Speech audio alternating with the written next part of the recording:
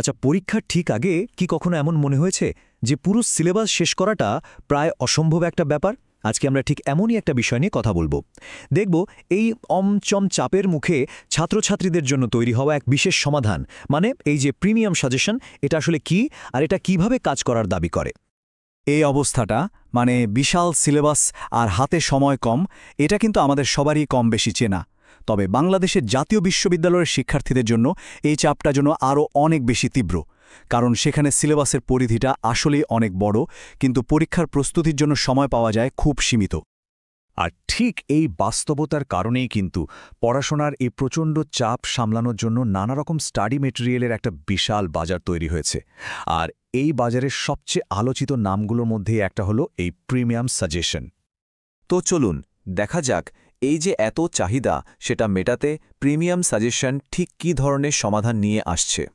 সহজ কথায় বললে এটা হলো পরীক্ষার জন্য সম্ভাব্য প্রশ্ন আর টপিকের একটা বাছাই করার লিস্ট।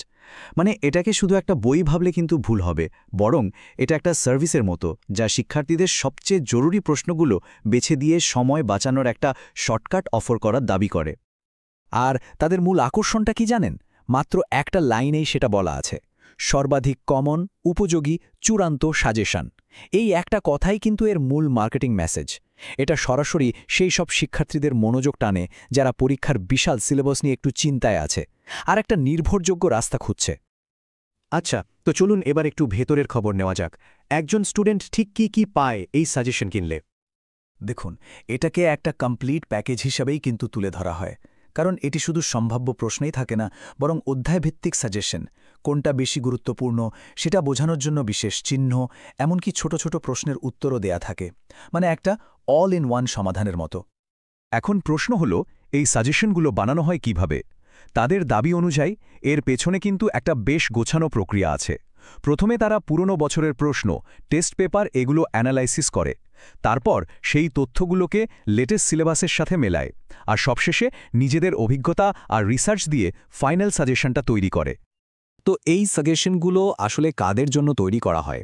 যদিও তারা বলে যে এটা সবার জন্য, কিন্তু এর একটা খুব নির্দিষ্ট টার্গেট অডিয়েন্সও আছে। এই যে টেবিলটা দেখছেন, এখানে পরিষ্কার বোঝা যাচ্ছে যে এর পরিধিটা কিন্তু বেশ বড়। সায়েন্স, আর্টস, কমার্স, প্রায় সব প্রধান বিষয়ের জন্যই এই সাজেশনগুলো পাওয়া যায়। কিন্তু আসল কথাটা লুকিয়ে আছে তাদের এই বিজ্ঞাপনে। এখানে বলা হচ্ছে দুর্বল ছাত্রছাত্রীদের প্রস্তুতির জন্য স্পেশাল চমক। এই লাইনটাই কিন্তু পরিষ্কার করে দেয় যে তাদের মূল ফোকাসটা কাদের ওপর। যদিও অনেক বিষয় কভার করা হয়, কিন্তু মার্কেটিংটা করা হয় মূলত সেই সব শিক্ষার্থীদের কথা মাথায় রেখে যারা মনে করে যে প্রস্তুতিতে তারা একটু পিছিয়ে আছে। তো সব মিলিয়ে শেষ মুহূর্তে এসে তাদের মূল বার্তাটা কি দাঁড়ায়? মানে তাদের ফাইনাল কল টু অ্যাকশনটা কি? তাদের বার্তাটা খুব সরাসরি এবং জরুরি। যাদের প্রয়োজন তারা দ্রুত যোগাযোগ করুন। এই ধরনের কথা এক ধরনের তারা তৈরি করে, তাই না? এটা সাজেশনটাকে পরীক্ষার প্রস্তুতির জন্য একটা জরুরি এবং শেষ মুহূর্তের অবলম্বন হিসেবে প্রতিষ্ঠা করার একটা খুব কার্যকর কৌশল। এই পুরো আলোচনাটা কিন্তু আমাদের একটা বেশ